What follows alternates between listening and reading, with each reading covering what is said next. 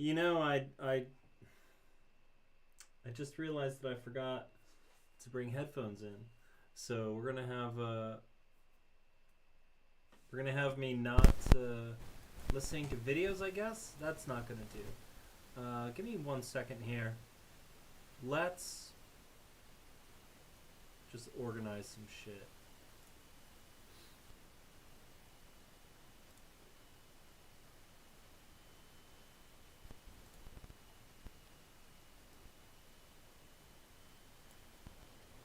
Alright, I'm gonna grab my headphones. I'll be right back.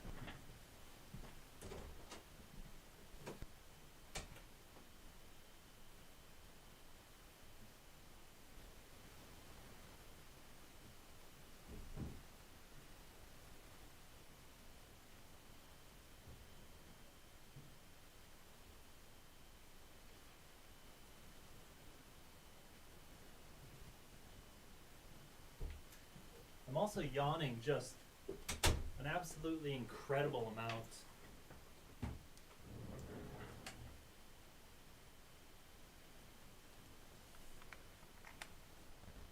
There we go.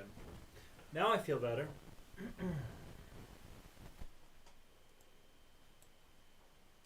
All right. Hi. Thanks for hanging out. If you're here, if you're not here, I guess, not thank you. What can you do, right? As you can see, I'm still dealing with the remnants of the zit, which is slowly becoming more normal colored. What a bastard that one was. Honestly, sometimes they're in and out. I usually have a trick for these things, which is as soon as I start to notice it, you'll get that sensitivity or whatever.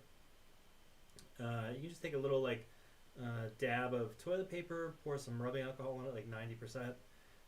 Slap that little dab of paper in a Band-Aid, press the Band-Aid over it, swap it out, every, once in a while throughout the day, especially if you've got a day off from work. And usually by the end of the day it's done for. And I tried it with this guy, but oof, what a fighter. Really did not take to the normal approach. I don't know, maybe they're becoming sentient. Maybe I have fucking sentient zits now. I mean,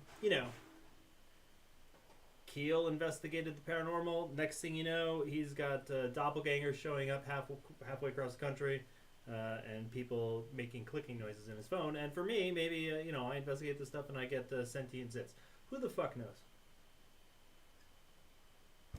Anyway, I had a really nice time the other night, just being super fucking casual with the way we were going about things. Let me just check the audio real fast. Let's change his mic.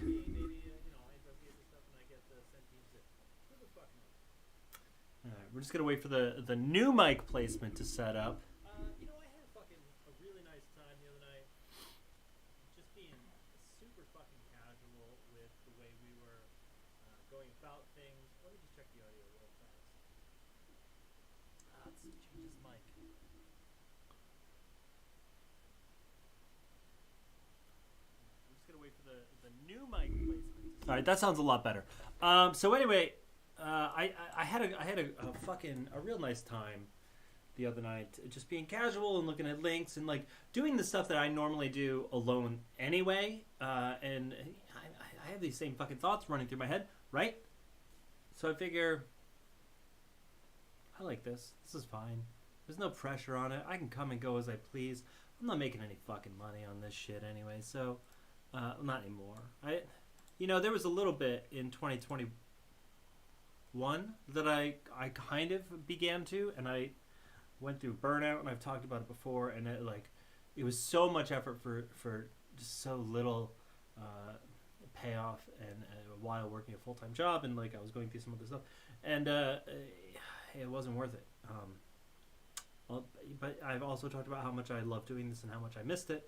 I would really like to sit down and start writing more about it, researching more about it.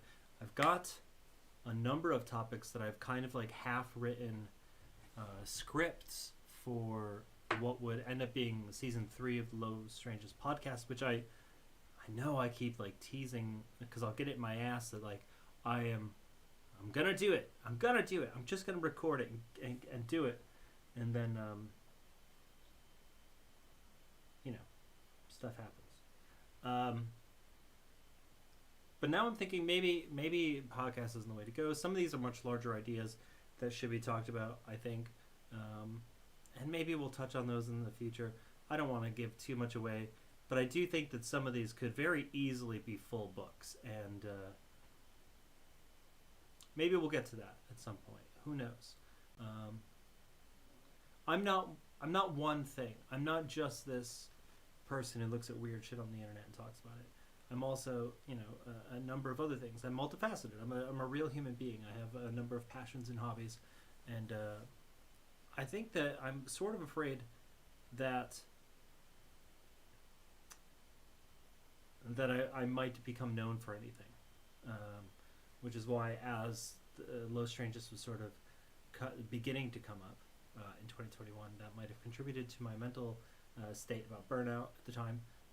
It's why I think I break away from a lot of things. As soon as I start to get a little bit of notoriety on anything, I back away really fast. I don't know. Maybe that's a personality flaw. Maybe I'll always be broke because of it. I don't know.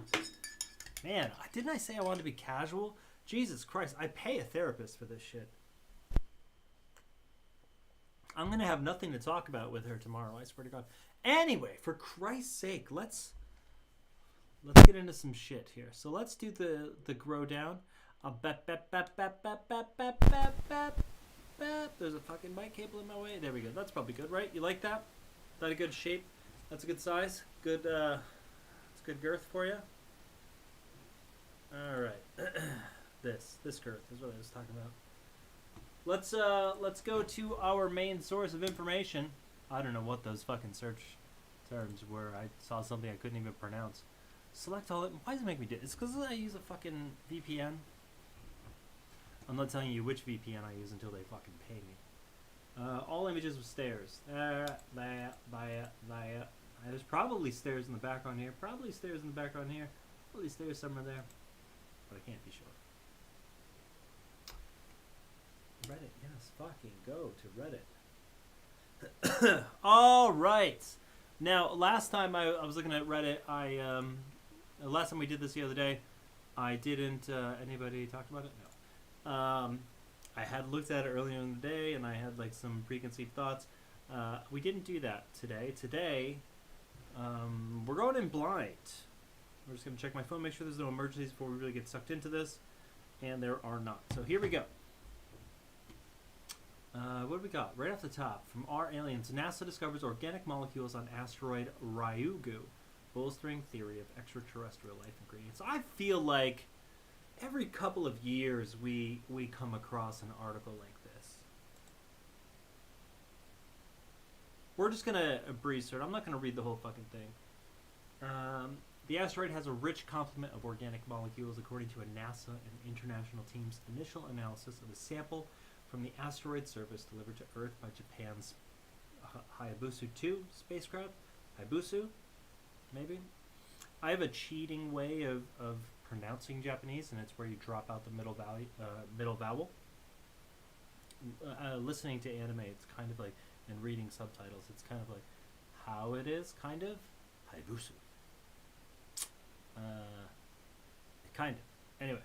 The discovery adds support to the idea that organic material from space contributed to the inventory of chemical components necessary for life. We all know the basic stuff. Ryugu is a carbon-rich pile of rubble with an orbit that passes between Earth and Mars. Contains pristine organic material from the dawn of the solar system. Could hold clues to the formation and evolution of life.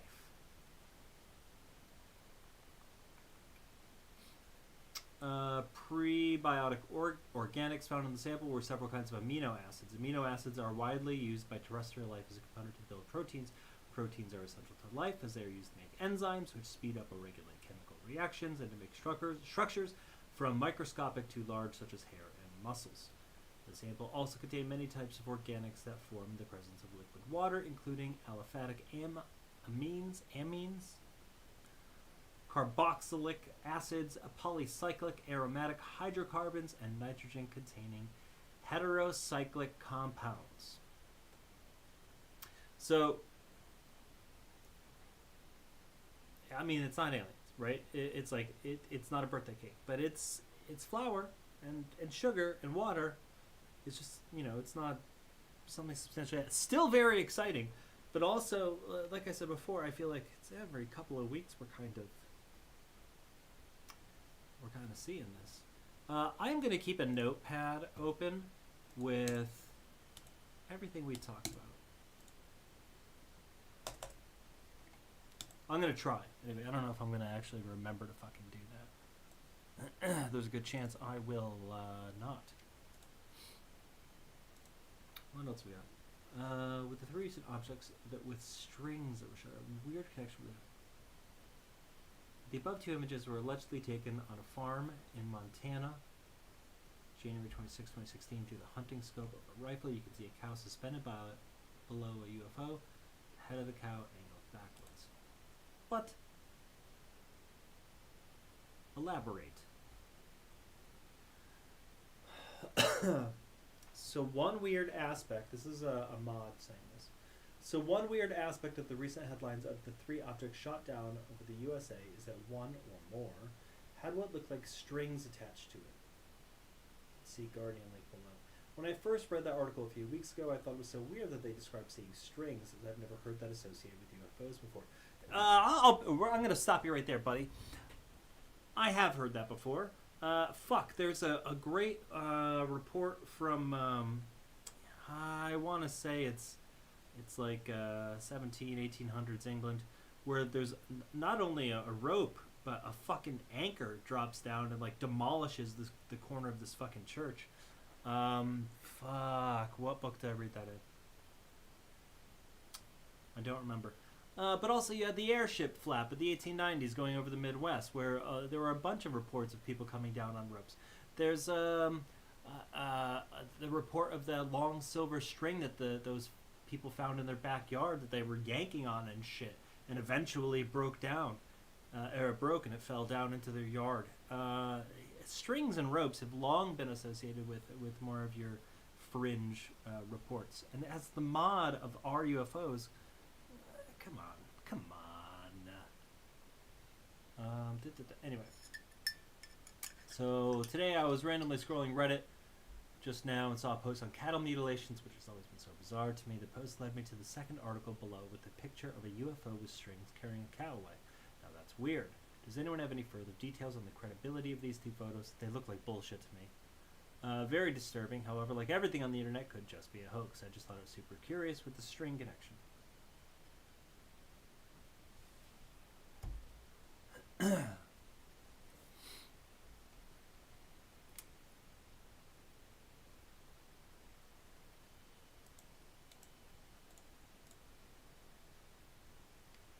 I was hoping it was going to be a... Alright.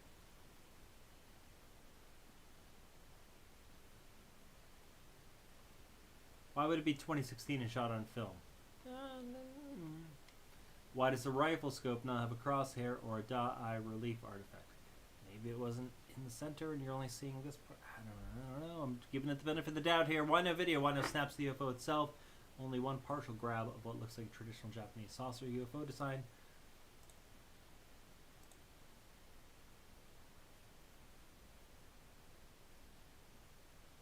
Okay. I don't know where you're getting that. Where's the head-on light source coming from? I assumed that was a sort of a glowing effect happening.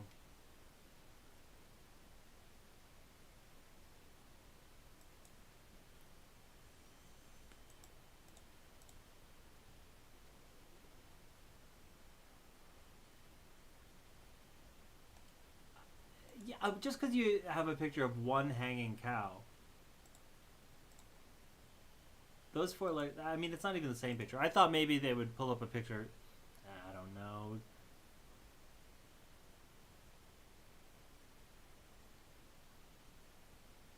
I'm not saying the picture's real. The picture looks like bullshit. I just think that those reasons aren't great.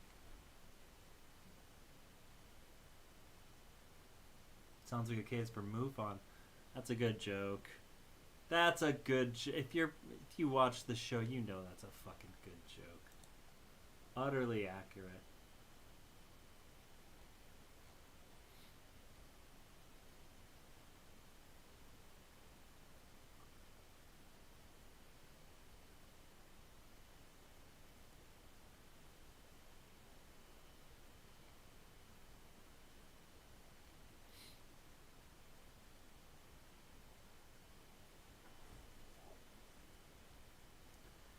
Yeah, I don't see anything in here like straight up finding the original or anything.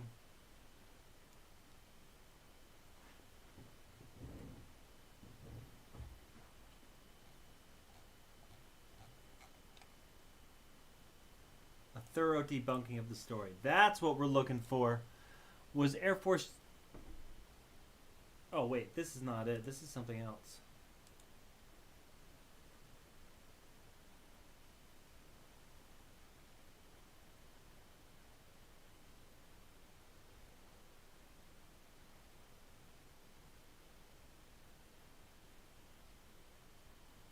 That's fucking horrifying. Okay. I'm going to read this to you. Apparently this is a debunking from fucking skeptics.stackexchange.com. So, obviously, right away, they're debunking it. Was Air Force Sergeant Jonathan Lovett abducted in 1956 by a UFO and left mutilated? I gotta remember to copy these fucking links for y'all. The Lovett-Cunningham incident involves an American Air Force sergeant allegedly abducted by a saucer-like aircraft, after which his cleanly mutilated body was found in the New Mexico desert. Several sites include an account widely attributed to a classified document, Project Grudge Report 13.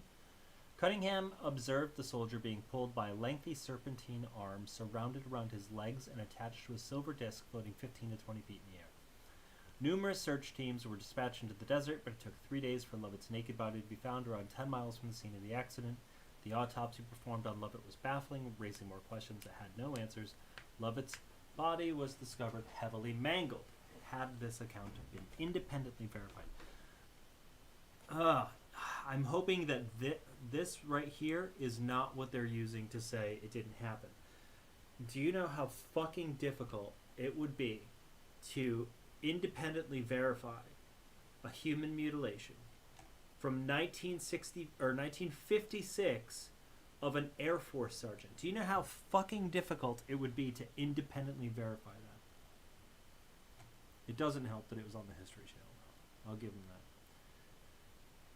One answer. In a word, no. There is no independent verification of this story. Every account I can find ultimately cites back to a single source, the claims of William English. Project Grudge and then Project Blue Book, we all know what those are, were the successive codenames for the United States Air Force systematic study into unidentified flying objects. That Project Blue Book turned J. Allen Hynek from a skeptic into a believer. It's important, I think, for people to like realize that. He started Project Blue Book as a skeptic. Or he started in Project Blue Book as a skeptic, and he turned into a fucking full believer. I think it's really, really important that people take note of that when they're talking about Project Grudge and Project Blue Book. These generally consisted of obtaining reports of a sighting, encouraging the observer to complete a standardized form, and investigating what could have caused the sighting. The reports have since been unclassified, and you can find the collection online in the Internet Archive. Under Project Grudge, monthly status reports were started, and these were continued when it became Project Blue Book. This says, this report is the first of a series of monthly status reports of Project Grudge. Each report will be written on... 12 such reports were issued and have been unclassified. They range in date from November 1951 to September 1953, 3 years after, or 3 years before this alleged event. The original plan to release monthly reports suffered due to the high number of sightings received in 1952, coinciding with articles in Look, Life, and the New Yorker, a highly publicized incident in Washington, D.C., as mentioned in the 8th report. It is, it's important to note here also that a lot of those numbers that were unclassified, a lot of those Project Grudge and Blue Book reports, those numbers are so fucking made up. I recently picked up a copy of the collected issues of John Keel's Anomaly magazine, which is it was a newsletter that he collected reports, he did analyzations, he was reaching out to other investigators at the time. He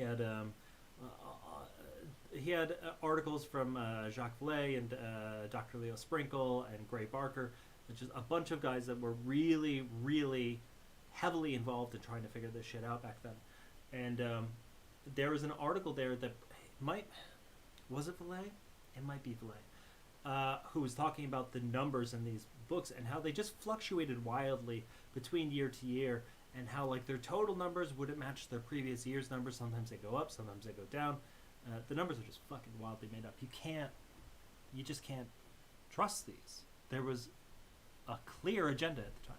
And when somebody like Dr. J. Allen Hynek goes in to basically disprove these things and comes out a full-on believer, it says something.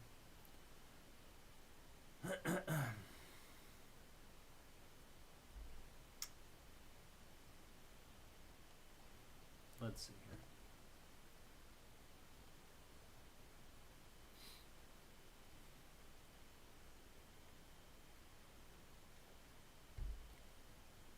I'm not going to go through all the shit here. I'm going to try to remember to put the link in the description so you can breeze through it yourself. There was no mention of a record or of a Report 13 ever being produced. If it were to exist, it is unclear whether it would have been a continuation of the regular monthly summary reports or another special report, as with Report 14. The existence of reports 1 through 12 and then 14 was well known. In fact, a book was published about 14 in 1956, Flying Saucers, an analysis of the Air Force Project Blue Book, special report number 14 by Leon Davidson, described here as a must-have for UFO buffs. So to look at this origin of the link story in the question, according to sites such as this one and this one, wherever those are, this comes from a report by William English that in 1977 he was given a document to analyze labeled Grudge Blue Book Report number 13.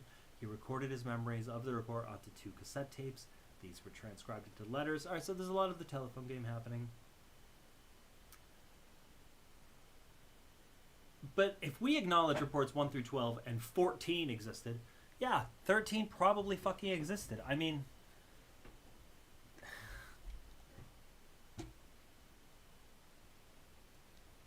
William English's description of the report is, publication was withdrawn from pouch. It measured approximately 8 inches by 11 inches of gray. Oh, this is actually of the report itself, the physical copy. Which was apparently different.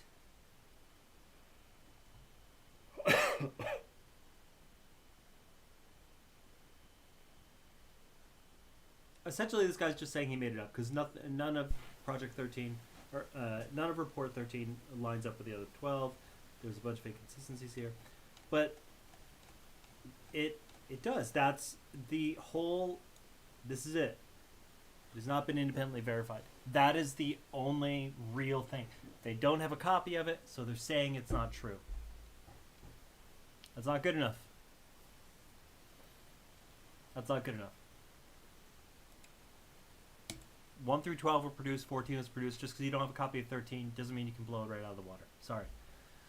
I don't know about this fucking cow. It looks fake to me.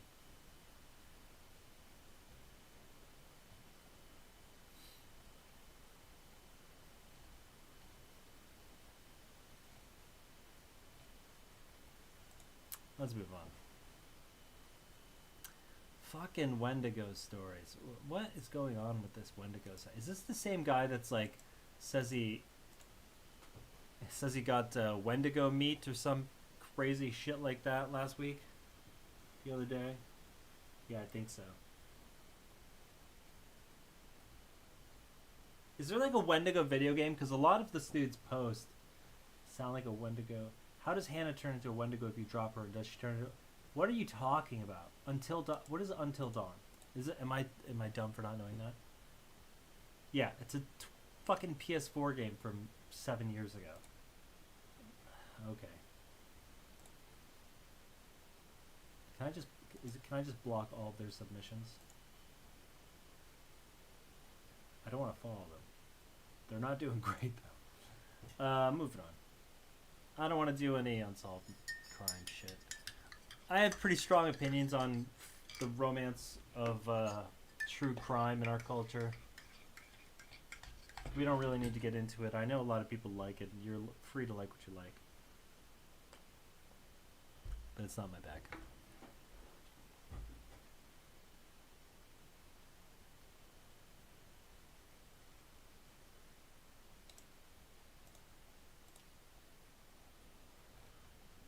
Man, everything's very wordy.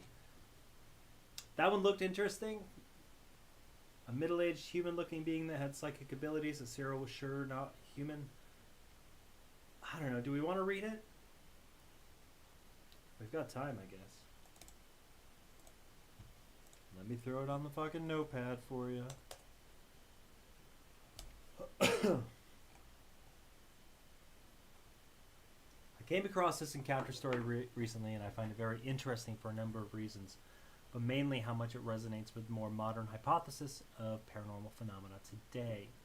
This story comes from a book called The Alien Gene by Moira McGee, released in 2020. It's a book all about encounter stories of beings.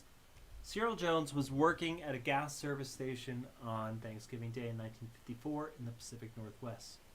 Himself and two other guys on the job. The weather was apparently exceptionally bad, which is something we hear a lot in these weird things. The weather goes bad. You hear about it in the Missing 411 shit a lot. Cyril, around 10 a.m., Cyril described a middle-aged looking man that was approximately 5'8" in height, was of average medium build, had gray eyes and salt and pepper hair. Cyril described this man as unkempt, with stubbly facial hair, and really old and beaten up clothes and shoes. Cyril came to the conclusion this man had been traveling for some time based on how rough he looked. The man said the transmission on his car had broken and he just wanted permission to roll his car into the service station so that he could fix it himself.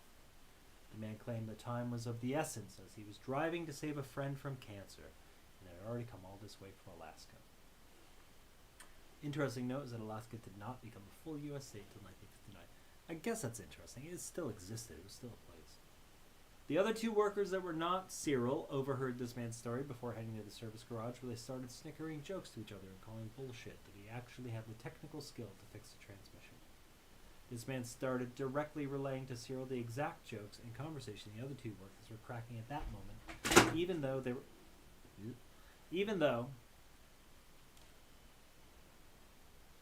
fuck, I totally lost my place. Even though they were now in the service garage where they could not hear them talking. At first, Cyril thought this guy must be an expert lip reader, but starts questioning that internally due to how precise he was being, and the fact that they could not even see the other workers anymore. They were now out of sight. Cyril thinks to himself, can he really read people's thoughts? Is this guy for real, or is this just some sort of trick? The man just looked at Cyril right in the eyes and said, young man, I am very real. I have a related story. If I remember, I'm going to tell you.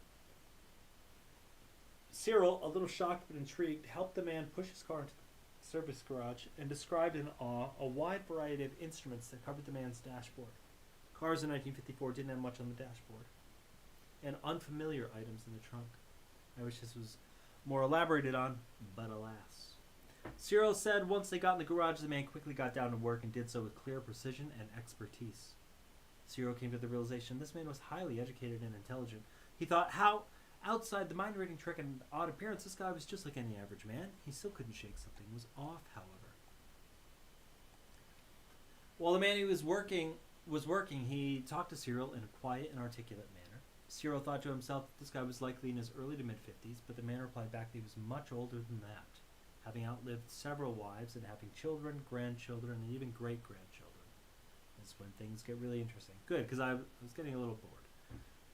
The man went on to recall his life living in various places around the globe before telling Cyril about the ruins of mysterious lost cities in the Himalayas and Andes mountain ranges where beings from elsewhere would land their spacecraft there and other places on Earth which had special energies for those who knew how to tap into them. Pretty common ufology stuff. The man went on to explain how, in addition to extraterrestrials, there were also beings that exist just beyond our ability of perception in another dimension that always have been here on Earth. I do want to say, I'm going to leave a little bookmark there.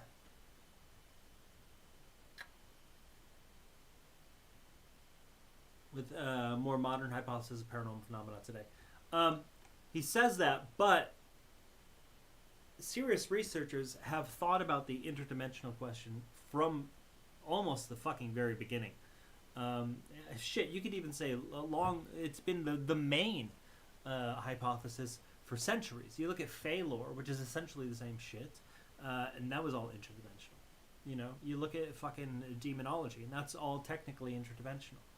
It's not really modern. It's just like it's more modern for the normie outlook of the nuts and bolts spacecraft from another planet. I think most serious researchers have, for a long time, been under the assumption or have been led to the conclusion that these things are interdimensional. So it would make sense that in 1956 or 53, whenever this was, that this is the story, because that was also the lore at the time by people who were actually interested. It isn't clear if the man starts talking about the ETs or the interdimensional beings now, but says a group of these beings appeared in humanity's hour of need, but we had to believe and sincerely seek them out, implying we didn't. I don't like that. I don't like that. Maybe we'll talk about that in a minute. The man goes on to say that primitive and early peoples and cultures made contact all the time, but as humans became more civilized and less spiritual, have lost this ability to time. True.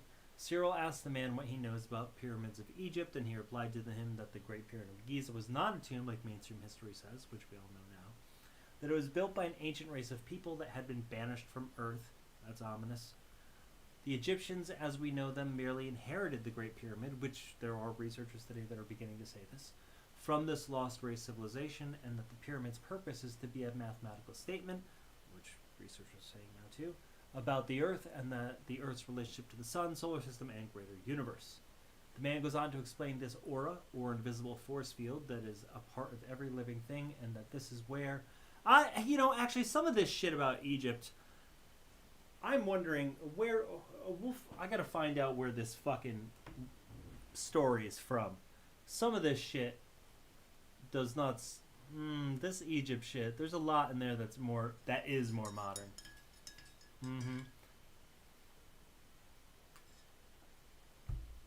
The man goes on to explain this aura or invisible force field that is a part of every living thing, and that this is where what we would call psychic or telepathic... I don't mean to make fun of it, I'm sorry.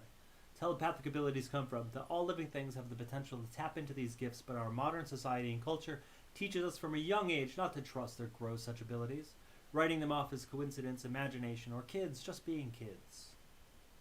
The man was explaining all these things while still working on his car. While Cyril didn't entirely understand everything the man was saying and some of the technical language used, he was fascinated by the conversation. Cyril also mentions that while he was asking these questions out loud, the man would begin answering his questions before he even finished asking them, as if he was anticipating or already knew what was going to be asked next. Cyril says that the man repaired his transmission faster than he'd seen anyone fix one before. Took about an hour. The man started his car and it roared to life. Before he left, he put on his old fading trench coat, shook Cyril's hand, and said to him, "There's not enough time to tell you more today. Look into these matters on your own and keep an open mind. You will be a better person for it." The man hopped in his car and drove away. Cyril thinks it's still odd that this man would drive off when the weather outside was still horrid and not safe. Cyril also realizes that he never asked for the man's name. He later came to the conclusion that the man was some sort of non-human intelligence. Thanks for reading. I hope you enjoyed this encounter story. I'm really curious what you all think. I posted this first on Our Aliens. I've seen to get a good response. Where is it from?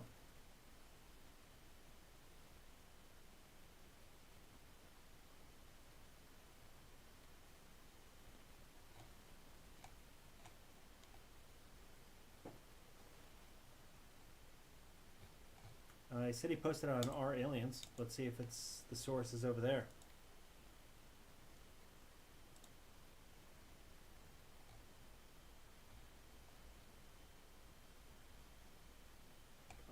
That's a blown transformer ring. I don't even need to watch the video. We can. Yeah, it's just smoke from a blown transformer ring.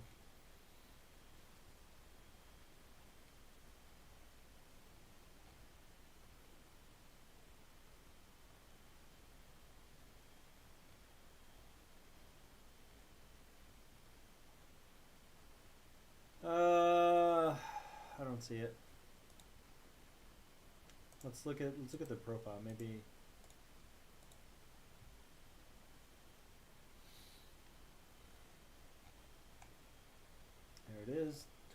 comments. Let's see.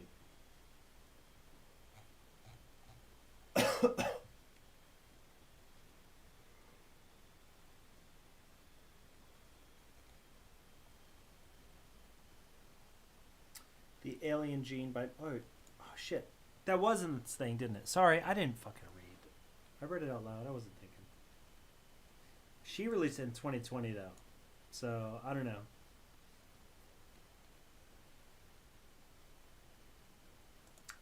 I don't know. I feel like the Egypt stuff makes me want to call bullshit on it.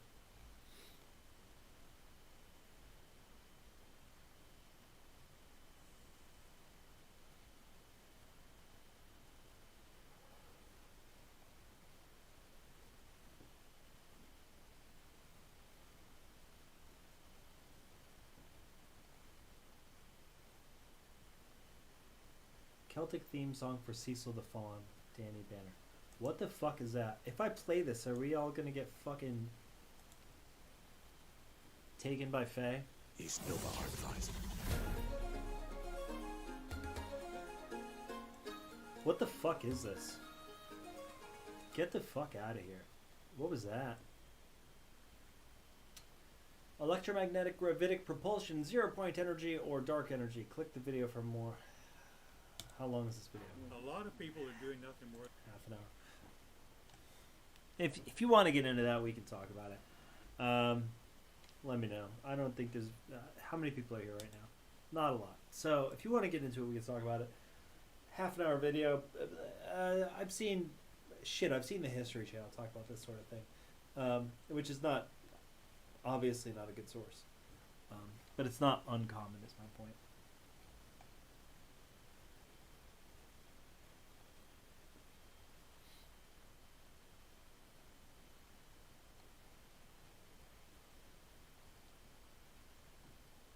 Oh, we've got some EVP here.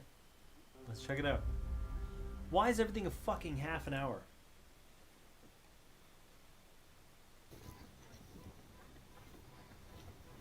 So let me know in the comments section, do you prefer us going to cemeteries during the day or during the night? I'm pretty sure everyone's going to say night. Alright, he's using a spirit box here. Where's my spirit box? I don't know which one he's using, but I'll show you mine. I absolutely love mine. It was a gift, and I've only had the opportunity to use it a couple times, but I absolutely love it. I use this guy. It's wonderful. It's a lot of fun. It's good for a spooky evening.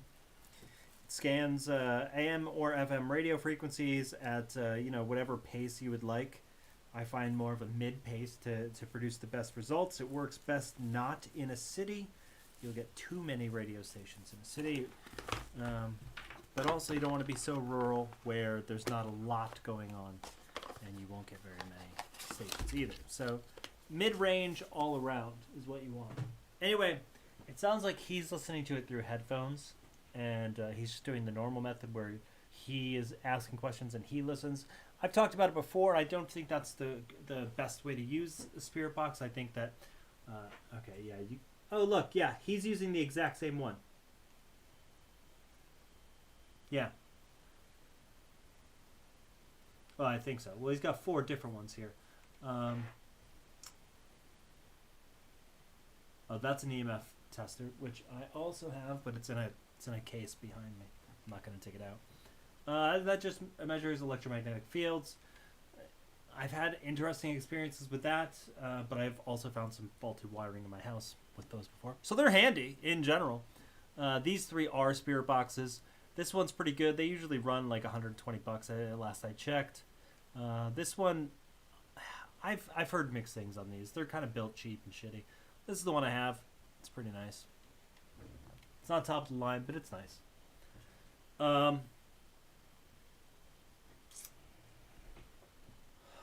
So yeah, it sounds like he has headphones in and he's just asking questions quickly. You should use the Estes method, okay, where you have 2 people. One of them can't see you asking questions, can't hear anything other than the cheat cheat cheat cheat sound of the scanning. Person A asks questions and then waits. Person B says the things that they hear. You get phenomenal results from this. It's really bonkers how I've had full conversations like that. Really intense. But just watching this clip where we were just at now, it seems like he is rapid firing questions. He's talking over answers. Thinking much? Something like that.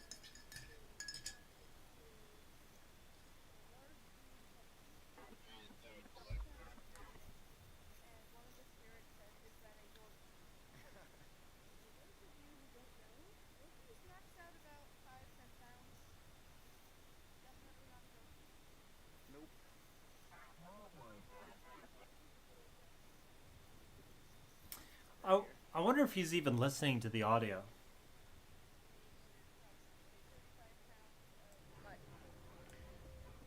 35 pounds of ghost-stopping power. I wonder if he's just recording the audio and he's listening back to it He's later. just gonna sniff them.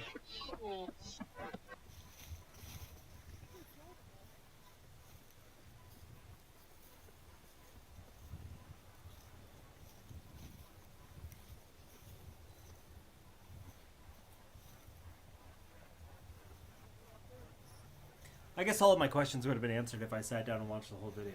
Guys, we have been going to so many cemeteries, doing so much filming. So definitely stay in tune for more. I don't know. I wish they were doing it correctly. It's nice that they're out doing it though. My issue is, and I feel this way about a lot of like reaching into the unknown sort of things, as far as like spirit boxes or seances or CE5, which I have very strong opinions about, or even drugs in general, especially drugs where you like DMT, where people have these grand events happen to them. If you don't treat things with respect, you're going to get dick for results, or at best you're going to get dick results. If you treat things with respect, you have much better results. Okay, you don't walk into a room with your dick hanging out and try to have a serious conversation, right? No, you fucking dress for the occasion. You approach somebody with respect. You get a good conversation. I feel that is the appropriate way to go about all of these things. But you know, people want to have fun. Go have fun. I don't give a shit. Dr. Gary Nolan asked how the whistleblowing's going. Oh wait, it's cut right to it. Let's find out. Wonderful. Any updates on the people that you know of that were testifying under the kind of whistleblower type language put into the NDAA? Do you know if they've done that, if it's gone well, anything like that? It's gone well, and it's been in front of the appropriate committees, and some of the stories are mind-blowing. And I think and I've only heard, what they dare tell me, and what I know is more said about the reverse engineering programs and other things is, alleged, is, I mean, it's like, how could you not be interested in this? How could you not ask the next question? And I think that's kind of what the DOD or whoever trying to keep this thing quiet is. They know that once they admit any element of truth about this, the torrents of questions that will come afterwards that demand an answer will be unending. I mean, it really will. And so, I think I agree with that. we're in a period of fits and starts, and if we can keep our eye on the ball and the world economy doesn't crash, where everybody says, well, it's not even worth spending any time on this because we're so busy trying to survive. If we can keep our eye on that ball while the planet retethers itself back to some level of normalcy. Normalcy, yeah. It's still early in the morning. I think then, it's moving forward. I mean, just think of how far it's come from, 10 years ago, 4 years ago, a month ago. And I hope that the public at large doesn't expect that just because we've had so much movement recently, there's not going to be a period of retrenchment where the powers that be are pushing back and trying to hold things back. I think there's going to be, the fight's not over, but what is good, it's both good and bad with Arrow. They are taking control of the whole narrative and gathering all this information. I think part of that is, in finding out where all the information is, they're simultaneously plugging leads. So it's twofold, right? It both is gathering information and then tamping down the potential for leads and reminding people of those. And I think that's a good thing. But, so the real question is, once they've collected this information, what do they do with it? Will it really go to Congress? Will there be some sort of will Sean Kirkpatrick, who I think does want to be, transparent, will he be forced by his superiors to play a different game? And that's an open question. I actually have trust and faith in the man. But, just because he might want to do something, he might still have to, play to the tune of the people, that are his superiors in the Department of Defense. But then I think that's where Biden's interagency task force can come into play, because they might have more latitude to release information. And so, I think, though, that, again, when you're talking to your friends or families who are still thinking about it, remind them of those two events. There's Arrow Office, which is collecting information and has openly stated that they have things that they don't understand, that are not explainable, and still in that kind of box that we need to give some definition around. And then you say, well, and now you've got Biden, who created an interagency task force. I mean, you've got now probably tens of millions of dollars, if not hundreds of millions of dollars, if you represent all these interagency task forces looking into the phenomenon.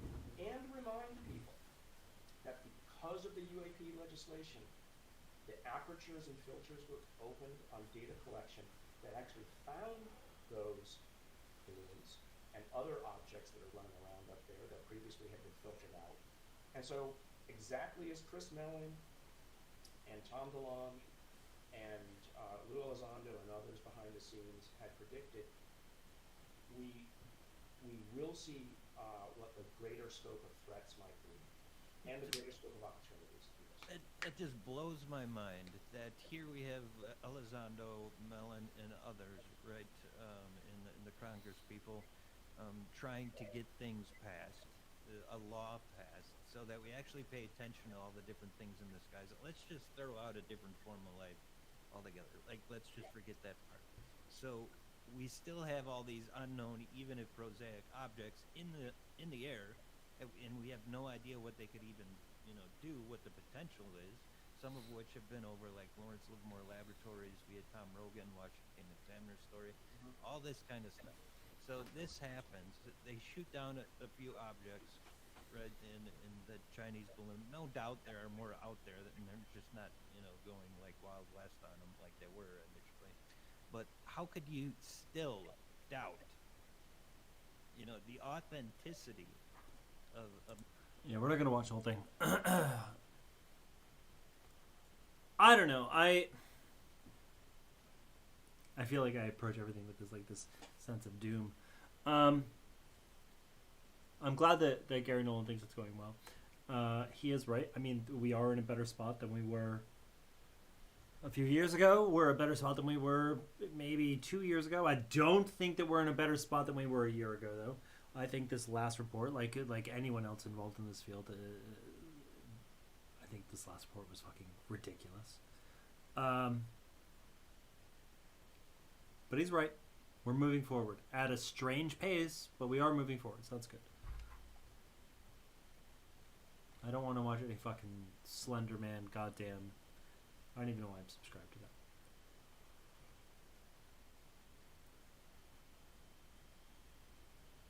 Oh, fuck. Do we want to listen to what I have a feeling Jeremy Corbell is a grifter. It's a feeling. I'm not calling him a grifter.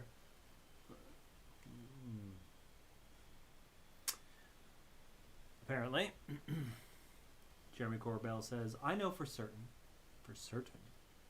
and it has been proved to me, beyond a shadow of a doubt, that we have full intact craft and machines that we've been trying to reverse engineer. As I've said before, I was fortunate to meet the Joe Murgia, one of the whistleblowers last summer. I hope everyone else gets the same privilege if it goes public. That person is extremely sharp, so good luck to the debunkers in trying to discredit them. Corbell says, and I'll just say it, man, these machines, they're not from here. Whoever built these appear to be a non-human intelligence. I know for certain that there have been limited comms or communications with whoever these builders, we'll just call them occupants or builders of these craft, are. Now, are we being told the truth when we've had these comms with these builders or occupants, right? And that I have no idea. How could I possibly know? But I do know that we have reverse engineering exploitation programs for non-terrestrial technology, and I have brought forward witnesses. I have brought forward witnesses publicly as well as privately. I've brought witnesses forward. So within government, people know who they are. And I'll be bringing a lot more people forward that have actually worked on these technologies, verified, bona fide, no mystery. They've been part of these reverse engineering SAPs, special access programs. So look, man, it's happening. You're not saying anything new, Jeremy. And in fact, machines made not on this world was in that New York Times article. I mean, that is official. That it was in the article. Off-world vehicles, I believe, was the term. I don't know. You're not saying anything fucking new. You're doing that. Corbell's doing the same goddamn thing he always does, where he says, "It's coming," and it doesn't. Then he gives us a fucking video of the bokeh effect. That one instance, that was enough for me to be like, "Fuck him." I'm sorry. I know Corbell pushes it out into the public sphere, and I know Corbell, I guess, as far as visibility, is good for the community. But I feel like he's no better than anybody else. Just saying, it's coming, man. He doesn't ever offer it. He'll tweet things out like he's got this great thing to show us, and then it's bullshit if he ever even shows us.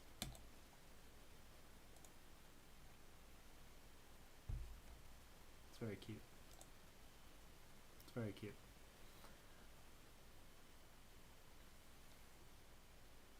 U.S. and Canada unable to... Is this new? Because I knew it would be, impossible. But that doesn't really ever mean anything. As of... When was this written? The 18th. Okay, yeah. It's 9 days old.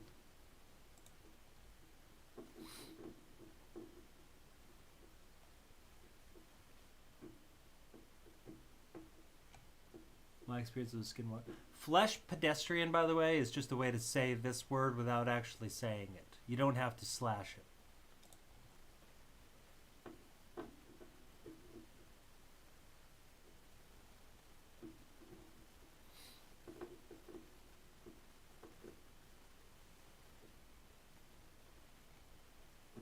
Where's all the good shit? I feel like we're just looking at nothing here. Yeah, I agree. There was a joke I saw from some stand-up comedian a while ago that said if you had a show called Moose Hunters and you never saw a single fucking moose, it wouldn't be a very good show, but Ghost Hunters gets fucking 18 seasons.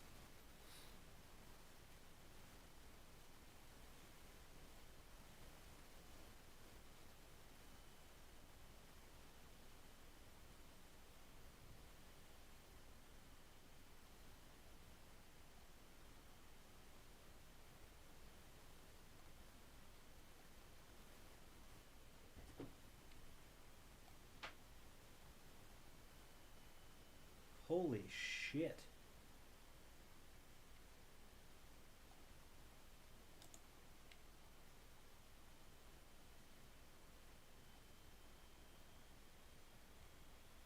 Would they be ceremonial? What is the fucking... Parade swords. Yeah, ceremonial. Okay. That's all I needed. Big ass fucking sword.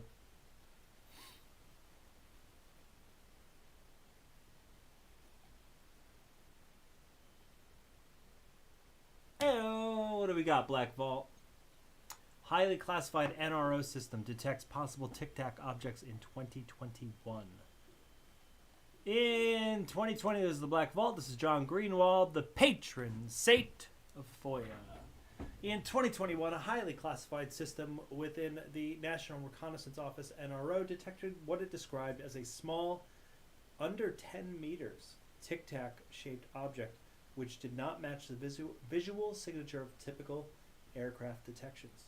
The system observing this object is called Sentient, and this program within the NRO, wherein details remain highly classified, sounds like something you'd hear about described in a science fiction movie rather than in full operation by the American intelligence community.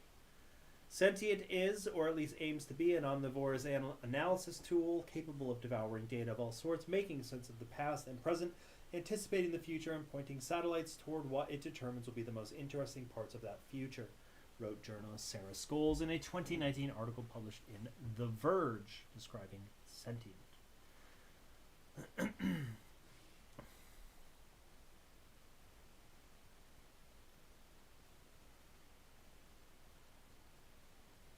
The UAP detection occurred on May 6, 2021, and multiple records released by the NRO can be pieced together to deduce some minor details. It was said the unknown object vaguely resembled similar detections of airborne objects by U.S. Navy aircraft and surface vessels in the redacted and redacted operating areas. The location where this object was detected remains unknown, but one redacted PowerPoint presentation released by the NRO links past U.S. Navy sightings and describes that this newly detected object had a rough similarity to the previously reported Tic Tac shape, likely referring to the 2004 Nimitz encounter. The presentation also indicated that the object was likely not a sensor artifact or focal plane anomaly, although more in-depth imagery analysis is warranted. To reinforce that a sensor artifact anomaly was not likely, a second sighting of the UAP was detected by at least one other sensor. The object was also detected visible in a second overwater image shot in the same area 15 seconds later. Ooh, page denied. That's handy. At least 24 pages were denied in full. If true, this means that multiple sensors captured the same object within the same area and can be used in tandem for further analysis, though all of that will likely remain heavily classified given the redactions already utilized in the released records. The Black Vault has filed a request for this image and more, though it may be already reviewed and denied as potentially represented by one of the fully redacted pages within the release. At least 24 pages were denied in full with the release of the two PowerPoint presentations by the NRO, and it is unclear if one or more of these pages included the image of the same sighting detected in an overwater image shot in the same area referenced above.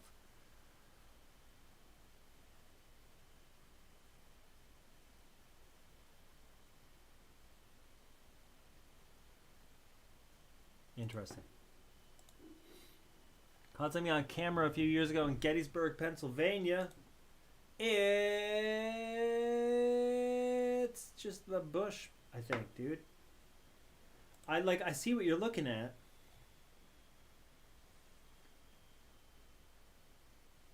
But I mean, yes, I can see that it is vaguely humanoid shaped.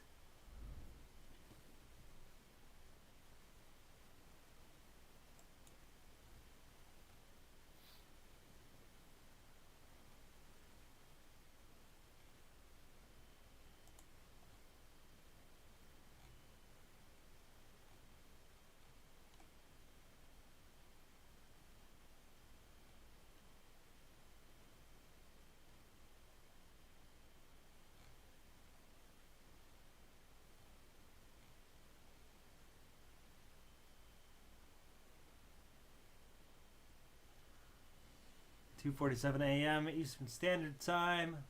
Let's see what's on the live stream. Oh.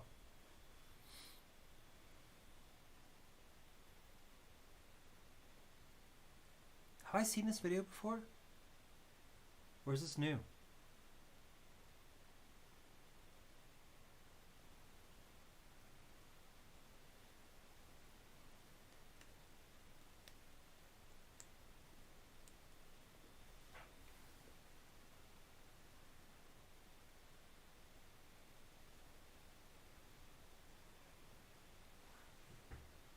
Change direction.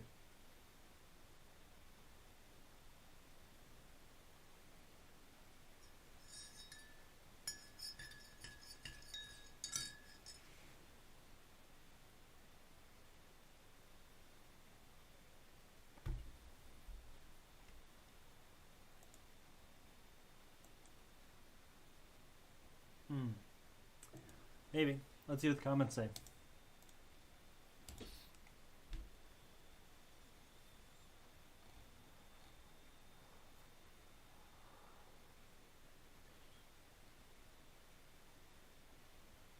City lights on the same side of the Earth. The star field is just dead pixels and dust.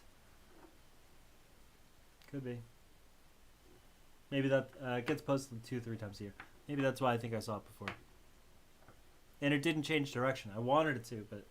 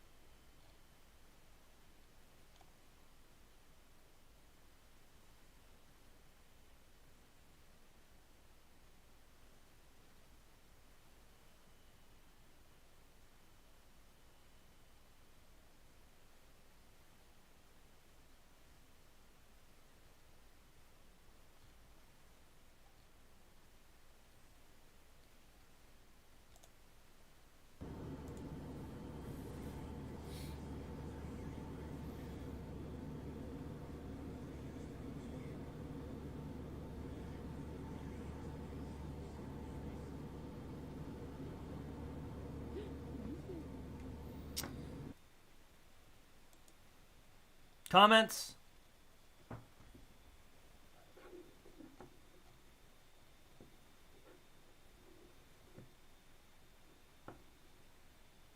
If it's real, wow. If it's fake, wow.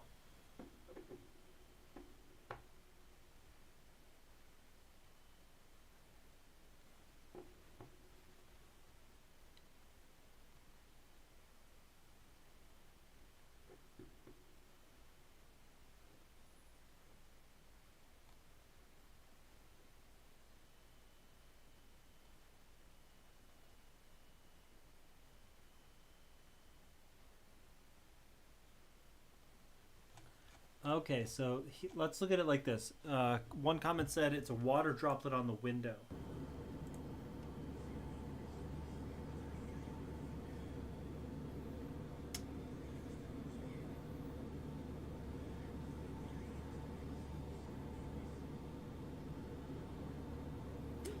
It does blip out to the right. I can see the water droplet theory. Like, there is part of my brain that's saying, there's details, but I'm not sure if I see any details that actually, I don't know. I can see the water droplet theory. That makes sense to me. You want to watch it one more time? Water droplet grows on the window, slides down the window, and then the wind just rips it off.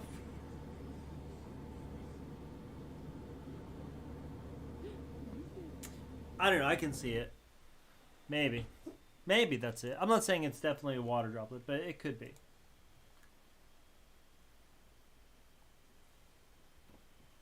I have not been keeping track of the links. I'm sorry. Maybe next time. Probably not next time. I'm getting the hiccups. All right, let's watch one more. Or check out one more thing, and I'll call it quits after that. It's almost 9. I gotta work in the morning. I'm reading Swamp Thing again, and I really want to get to it.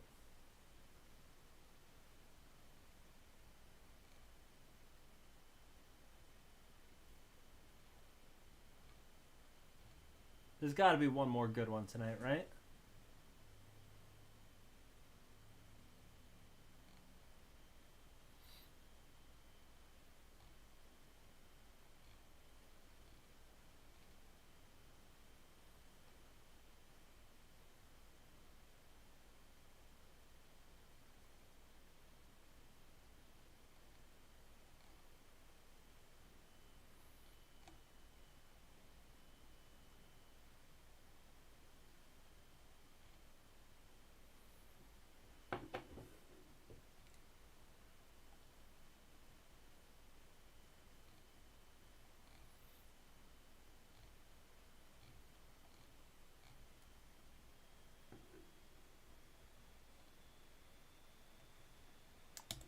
Let's see.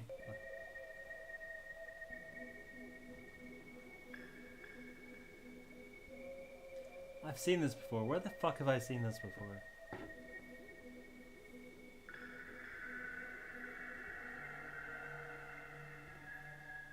Looks fun as hell.